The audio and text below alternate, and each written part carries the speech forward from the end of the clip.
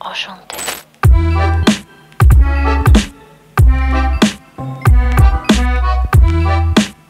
Salut à tous les amis et bienvenue sur cette nouvelle vidéo sur la chaîne Motors. Pascal, comment ça va? Ça va très bien toi? Impeccablement bien, parce qu'aujourd'hui on retrouve celle qu'on avait déjà rencontrée en métropole au mois de septembre. Ouais. C'est la nouvelle Peugeot 308 Qui vient enfin d'arriver à La Réunion. qui vient enfin d'arriver à La Réunion et qu'on a aujourd'hui dans sa livrée vert olivine sublime. C'est une couleur qui a marqué beaucoup d'esprit. Ouais. Déjà en métropole quand on l'avait vue. Et là on a fait un petit tour, depuis qu'on l'a récupéré hier, on a fait un petit tour sur les routes réunionnaises. Et les gens, la première chose qu'ils nous disent, c'est cette couleur est magnifique. Cette couleur, elle lui va à ravir. Alors pour précision, on est sur une version 225 PHEV, donc hybride rechargeable. Ouais. Dans sa finition, alors à La Réunion, il y a une particularité, on est sur une finition GT à La Réunion qui correspond à la finition GT Pack de métropole, donc le plus haut de gamme. Ici tu auras donc bien évidemment les finitions allure, active et GT. Ouais. Sauf que comme d'habitude à La Réunion, les importateurs, enfin les concessionnaires, quand ils importent des véhicules, souvent ils les suréquipent. Ouais. Donc à GT équivalent, le GT réunionnais est mieux équipé que les GT métro. Ouais. Et après tu peux mettre des petites options comme la sono focale. Ouais. Et là tu es au même niveau que le GT Pack métro. Bon, encore une fois, on est totalement séduit par son look, parce que c'est une voiture qui est très dynamique. C'est une voiture qui se distingue, mais du tout au tout avec la version précédente, puisque lorsqu'on était en métropole, on avait rencontré Pierre-Paul Mattei, qui est responsable design de cette voiture, et qui nous avait dit que pour dessiner la nouvelle 308, ils étaient partis d'une feuille totalement blanche. Ouais. En style, on est complètement parti d'une feuille blanche, on a complètement redessiné, mais vous savez, quand on dessine des Peugeot, nous c'est important qu'à la fin, ce ne soit pas que le lion qui dise que c'est une Peugeot. Il faut qu'elle raconte une histoire de Peugeot. Pourtant, donc la 308 génération 2, qui avait été élue voiture de l'année l'année suivante sa sortie, a eu beaucoup de succès. Et je trouve encore que c'est une très belle voiture. C'est une très belle, même aujourd'hui. Ouais, franchement, même aujourd'hui. Ouais. Et donc c'était un challenge de faire une nouvelle voiture à partir d'une feuille blanche, justement comme tu l'as dit, en gardant l'attrait de la 308 pour les gens qui aiment cette voiture-là. Ouais. Tout en étant dans une optique d'aller chercher les aficionados des marques allemandes, on va dire. C'est clair. C'est un petit peu l'objectif de cette voiture-là.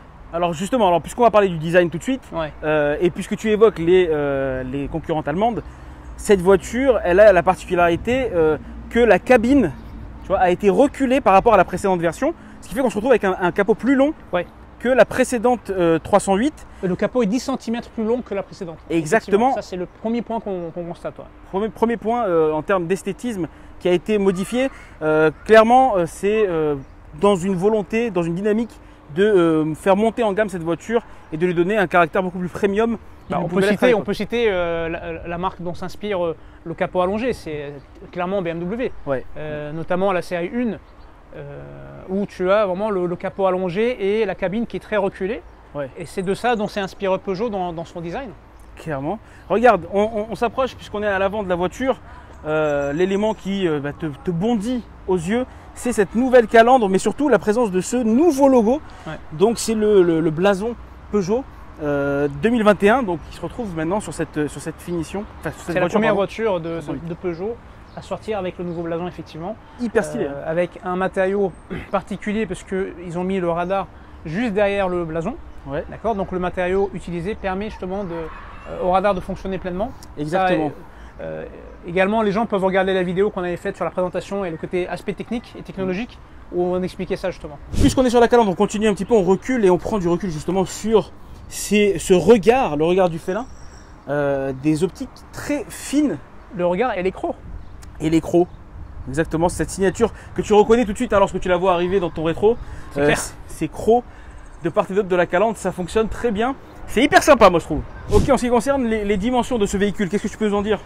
Écoute, elle a pris de l'embonpoint. De toute façon, ça c'est un des premiers constats qu'on a fait sur cette voiture-là. On a parlé du capot qui a pris 10 cm, mais en réalité, la voiture en entier a pris en longueur 10,5 cm. Donc c'est quand même pas mal. Largeur, c'est la même, 1,80 m. Elle a perdu un tout petit peu en hauteur, ce qui fait qu'elle paraît plus racée, parce qu'elle fait 1,6 cm de moins. D'accord. Donc vraiment, en longueur, elle a pris, en empattement, elle a pris 5,5 cm. Tu as parlé de la cabine qui a été reculée.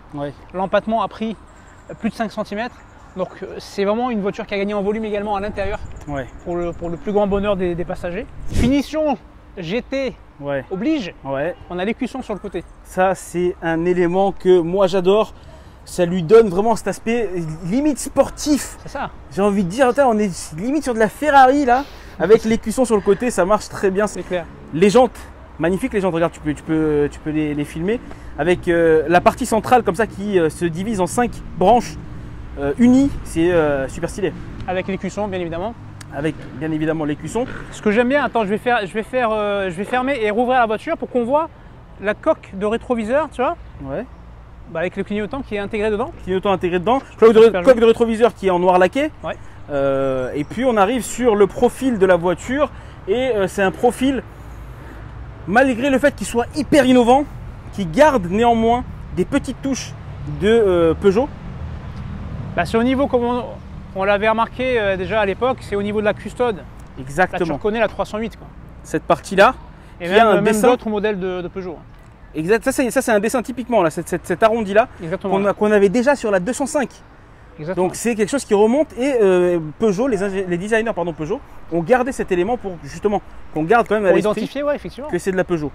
Bon, le profil il est hyper dynamique, comme je le disais, la cabine a été reculée donc on se retrouve avec un capot plus long. L'arrière maintenant, on arrive sur la signature lumineuse arrière, je la trouve super jolie. Elle fameuse griffe. Fameuse griffe, elle est en 3D, donc tu as 3 bandes comme ça, tac tac tac. On précise quand même, c'est en fonction de la finition que tu as cette signature 3D à l'arrière. Alors le dessin, tu as le même. Tu as le même dessin, mais c'est pas 3D sur le. Mais c'est pas forcément 3D sur l'entrée de gamme. Exactement. Hybride, bien évidemment. Hybride, donc 225.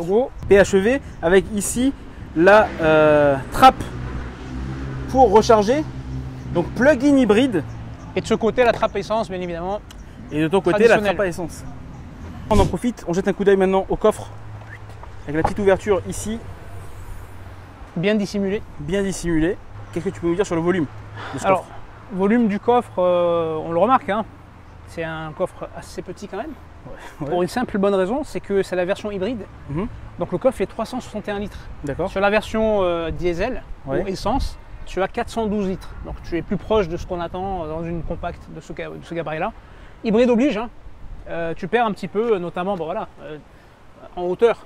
Parce que tu soulèves, là tu as tout ce qui concerne l'hybridation du véhicule. En fait, tout va dépendre de l'utilisation qu'on a du véhicule. Si tu as une utilisation, franchement, pour faire des courses, ça suffit largement. Même pour aller en pique-nique. Exactement, c'est la question. Pour aller en pique-nique, là tu mets une glacière, tu mets un carton, des sacs, marmite, tu mets ce que tu veux, il y a de la place. Tu vois, mais un petit peu moins que ce qu'on a l'habitude de voir sur la 308. Tout simplement, la génération 2, elle avait beaucoup plus de coffres que ça. En version hybride, tu perds, effectivement une cinquantaine de litres quand même, c'est pas négligeable. C'est pas négligeable, effectivement. Bon, ça n'en reste que c'est une voiture. Tu gagnes de l'argent quand tu vas faire ton plein. Déjà qui est économique, mais ça n'empêche, ça reste une voiture hyper sympa et très très très stylée, notamment à l'intérieur. Je t'invite à me suivre et on va voir, c'est une dinguerie. On se retrouve à l'avant avec tous les éléments de l'iCockpit, on va en parler très vite tout de suite. L'iCockpit qui est composé de ce petit volant, de cet écran d'instrumentation full numérique et de ce pavé d'infodivertissement dont on va parler un peu plus tard. Mais on va se concentrer sur ce volant. On a un tout petit volant, c'est vrai qu'on a l'impression d'avoir un volant de kart entre les mains. C'est les volants que Peugeot nous a habitués à voir maintenant sur ses modèles depuis quelques années. Ça monte en gamme à chaque fois, surtout sur les finitions comme celle-ci GT. Donc tu as un volant qui est sportif, qui est quali, sans le premium. Le toucher, tout ça est très agréable. Et les petites palettes à l'arrière. Tu as les petites palettes à l'arrière, tu as toutes les commandes, mais c'est pas juste des boutons, c'est des boutons avec des contours en alu, avec un joli dessin, même le toucher, tu vois, qui est hyper quali. Et le logo, il est bien incrusté aussi. Et avec le joli écusson. Là-bas, tu as bien évidemment ton poste de contrôle avec toute l'instrumentation. Sur cette version GT, tu as l'instrumentation en 3D. Ici, je trouve que c'est super bien intégré l'infodivertissement. Moi, cet écran, je le trouve super joli. Tu vois, ça fait un petit peu écran de tablette numérique ultra quali. J'aime bien ce pavé numérique également avec les fameux raccourcis digitaux, le iToggle, qui sont l'équivalent. Le toggle, ça fait depuis des années que ça existe sur Peugeot, des touches. Maintenant, ça existe en raccourci. C'est personnalisable. C'est personnalisable. Tu peux un petit peu nous décrire comment ça Eh fonctionne? On va faire mieux puisque c'est Agnès Tesson-Fagé donc qui a bossé sur le iCockpit et notamment c'est iToggle qui va nous en parler. Allez. Pour finir le top du top. La cerise sur le gâteau. La cerise sur le gâteau, le iToggles, qui est donc ce deuxième écran complémentaire qu'on a imaginé sous l'écran principal et qui permet de personnaliser des raccourcis vers des actions qu'on fait très régulièrement. Ouais. Par exemple, j'ai envie de sélectionner par défaut mes radios favorites. Je vais donc alors j'ai déjà enregistré quelques radios que j'aime bien. Je me dis, moi, le raccourci vers la navigation, j'en veux pas parce que je me le suis déjà mis dans la page principale. Alors à cet endroit-là, je vais enregistrer une radio. Je fais un appui long sur le iToggles et là, il me dit dans l'écran que j'ai sélectionné ce qui peut être retenu comme raccourci. Par exemple, RFM.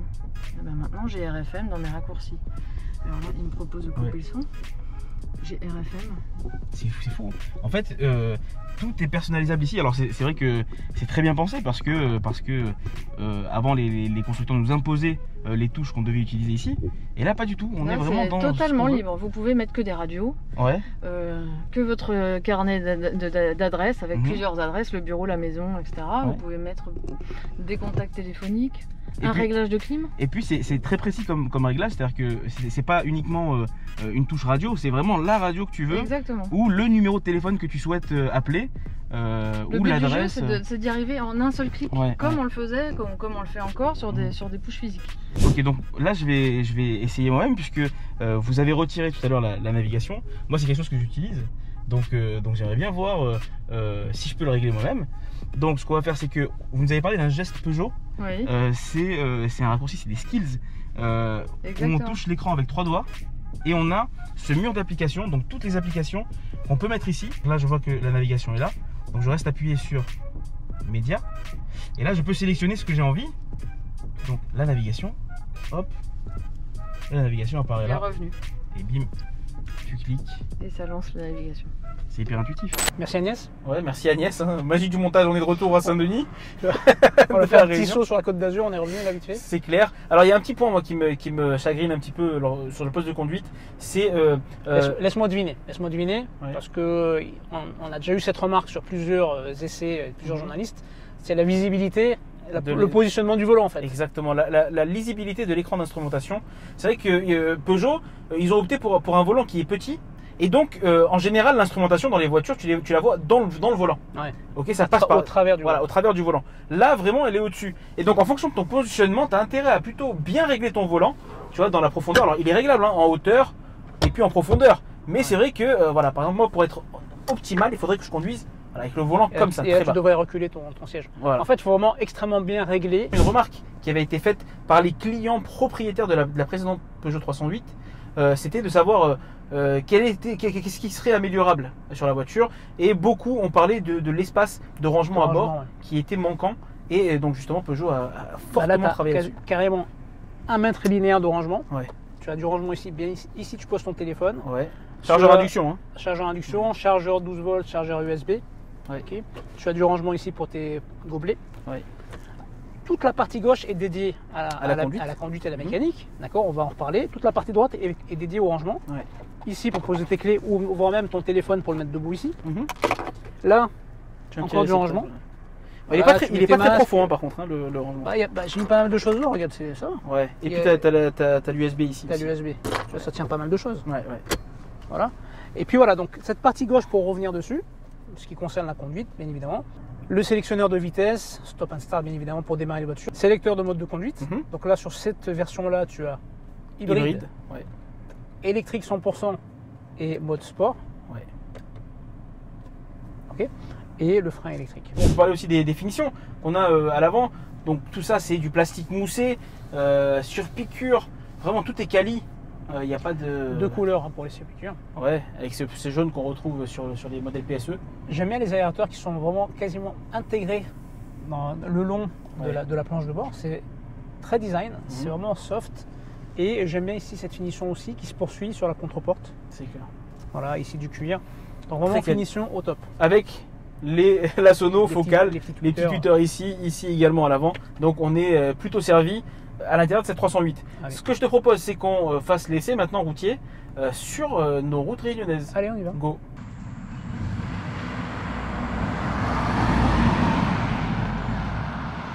Bah, on se retrouve à bord. Ouais, à bord de la nouvelle 308. Écoute, moi je suis très content d'être derrière le volant parce que c'est un vrai kiff d'être dans cette voiture. Je te passe les réactions des gens autour qui lorsque tu passes, ils sont là, putain, ils disent c'est quoi cet ovni?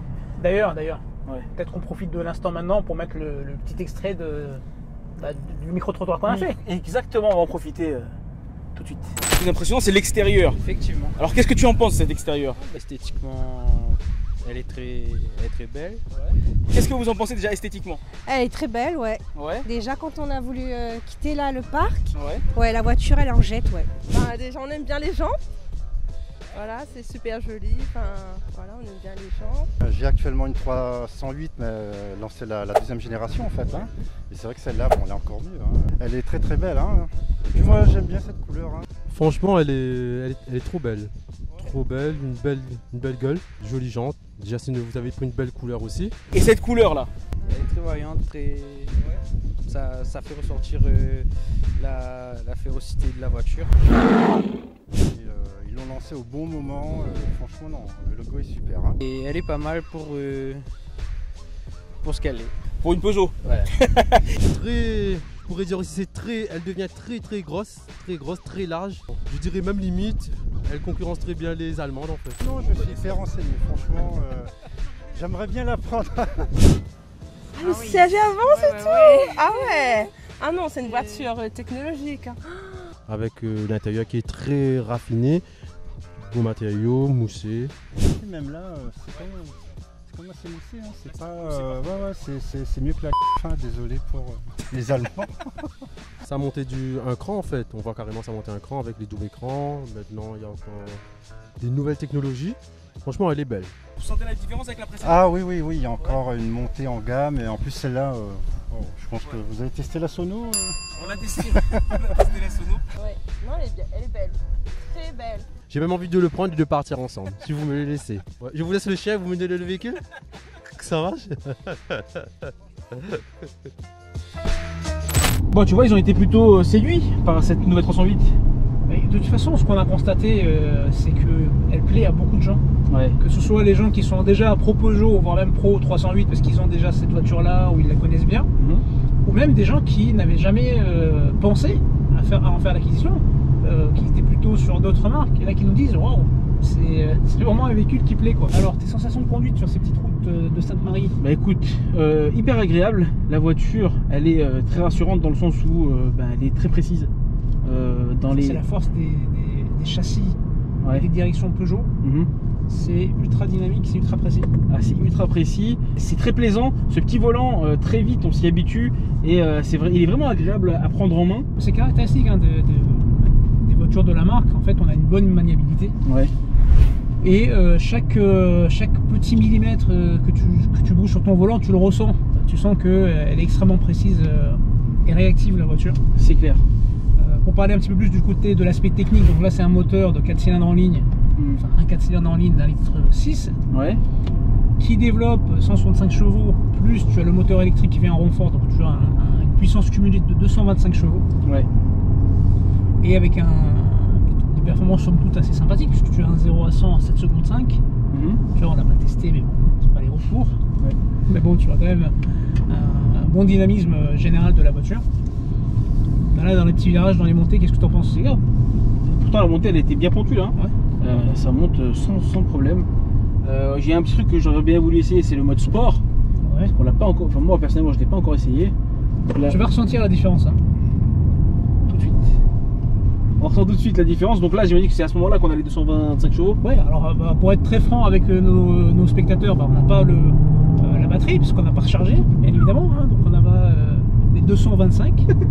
Et pourtant, ça envoie de la patate. Ça envoie de la patate et puis il y a une petite sonorité hein, en plus. Hein. Écoute, on est en montée, c'est hyper dynamique.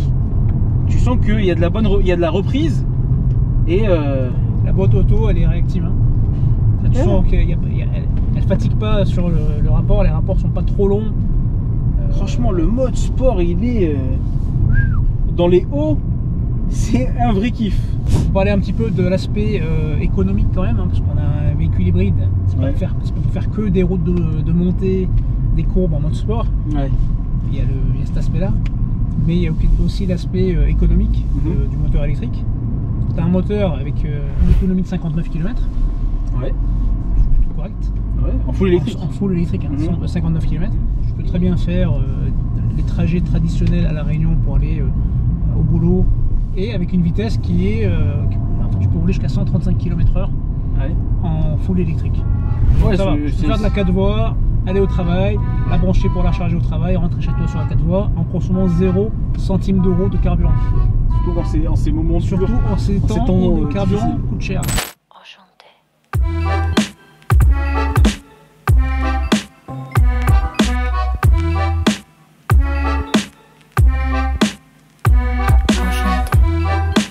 Pascal, on est de retour à la concession Peugeot Opel de Saint-Denis avec notre voiture d'essai qu'on a vraiment apprécié, dont on a vraiment apprécié faire l'essai ce week-end. Ouais, on a apprécié refaire un essai, redécouvrir le plaisir d'être au volant de cette 308. Ouais. Vraiment être au volant, c'est-à-dire le côté dynamique et vraiment hyper réactif de cette voiture-là. Ouais. D'ailleurs, on regarde, on voit son ancêtre juste ici. Ce qui est bien, c'est pas une ancêtre, vraiment. Moi je trouve qu'elle a de la gueule. Hein. Elle est belle. Elle a de la gueule. Hein. Mais on voit vraiment la différence et le travail de style qui a été fait sur cette nouvelle Peugeot 308. Bon, c'est l'heure du bilan. Bon, écoute, le bilan, pour moi, il est positif quoi qu'il en soit. Ouais. Mais bon, ça, les gens le savent parce qu'on avait déjà fait le bilan de cet essai avec plusieurs motorisations. Et là, on a eu le top de ce qui se fait dans cette gamme-là. C'est clair. En termes de motorisation. Et en termes de finition, donc on peut pas se plaindre. On a eu la totale. Bon, c'est vrai qu'après, on fait que des compliments sur cette voiture. Les gens vont croire que les mecs, en fait, ils sont pas du tout objectifs. Mais non, il y a d'autres voitures aussi qu'on aime bien. On est objectif. Moi, j'ai beaucoup aimé plusieurs des véhicules qu'on a essayé récemment et sur lesquels on n'a pas trouvé une chose à dire. C'est clair. Un exemple, Polo N-Line. La Polo, on a galéré pour trouver un truc à dire. Moka, on a galéré pour trouver un truc à dire. Ioniq 5. Ouais, c'est vrai. Donc voilà, on est objectif. C'est pas parce que c'est Peugeot que c'est français. C'est pas parce que c'est français qu'on est là. Même les marques. On encense. C'est vraiment une vraie BMW série 2, iX. C'est vrai. Quoi d'autre encore. Voilà. Donc il y a beaucoup de voitures qui nous plaisent. Et on invite les gens à regarder tous ces essais-là. Je sais pas si tu peux mettre des petits spots avec des liens. Tous ces vidéos là. Mais en tout cas, je mettrai les liens dans la description pour ceux qui souhaitent aller regarder les autres. En tout cas, voilà, Cocorico, c'est une belle voiture française, comme on les aime. Bon, on va parler tarifs maintenant. Petite précision, à La Réunion, donc on a 3 finitions. On a la finition active, on a la finition allure et on a la finition GT. 3 au lieu de 4 en métropole, puisqu'en métropole, tu as GT Pack qui vient surmonter un petit peu tout ça. Et par contre, petite précision, la GT réunionnaise est mieux équipée que la GT métro. D'accord, donc elle se rapproche de la GT Pack, sachant que, allez, à 2-3 options près, tu rajoutes par exemple l'option focale, comme on avait là l'audio focal, tu vas te rapprocher de ce qui se fait en GT Pack. Quoi. On est à partir de 31 700 € pour la version active, en 130 chevaux, et on arrive sur une version comme celle-ci, 225 PHEV, donc hybride rechargeable, à 49 200 €, donc presque 50 000 €, ce qui est pas très loin de ce qui se fait en métropole. Encore une fois, à La Réunion, on a la particularité. Tu as donné le prix avant bonus, hein, parce qu'elle a un bonus de 2000 €. Hein. Elle a un bonus de 2000 € qui l'a fait tomber à 47 000. Autour des 47 000 et des poussières. C'est vrai. Ouais, c'est vrai qu'en métropole, elle a 46 000, donc 3 000, 3 500 € de plus, c'est pas énorme. Hein. Ouais, c'est pas énorme compte tenu de la distance, compte tenu des taxes qu'on peut... Faut les faire venir, les voitures. Exactement. Donc voilà, l'essai très positif de cette 308 qu'on espère voir sur nos routes très prochainement. Et là, il commence à pleuvoir, donc on va conclure cette vidéo très rapidement. Pascal, on commence à prendre les gouttes là. Le mot de la fin? Écoutez, venez en concession, cliquez, likez toutes les vidéos que l'on fait, toutes marques confondues. Et puis abonnez-vous à nos chaînes. Les amis, si cette vidéo vous a plu, je vous invite à la liker, la partager, la commenter, à vous abonner à nos réseaux sociaux Facebook, Instagram et YouTube, à prendre soin de vous, de vos familles. Nous, on va aller vite se mettre à l'abri. Ciao!